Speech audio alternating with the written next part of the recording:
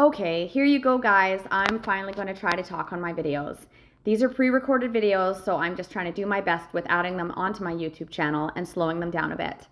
This job was a custom gate I built for a customer. This was all out of aluminum, and this was kind of an offset style frame.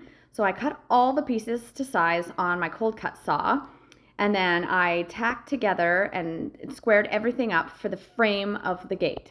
So I had the whole frame ready to go. And I had bought a new TIG welder for this, so I was just giving this one a go. I ended up taking it back because it just didn't cut the mustard for what I was looking for. I needed something bigger. Still have on my list the Dynasty Miller machine. I then cut all the flat bars that were going to go inside this frame, and this was 5-inch wide by 1/2-inch flat bar, aluminum flat bar. So this stuff was pretty pricey, but it looked really cool on the gate. So I cut all the pieces that will be going into the square portion of the gate, cut them all to size, cleaned up all the edges, and then I marked them out to put them all into place.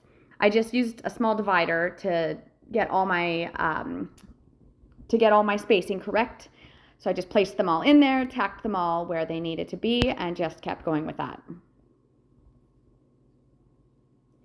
Some of these pieces need a little bit of extra grinding, so just to make them fit perfectly into place, so I had my grinder there just in case I needed to trim anything down.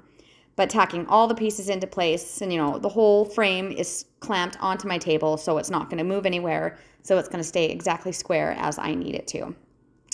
I bought this Diablo blade.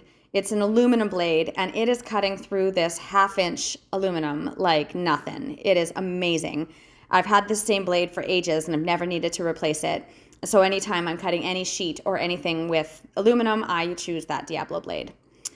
Getting these last few bits tacked into place, marking all the pieces, cutting them where I need them to be, just getting this whole thing tacked up and get ready for welding.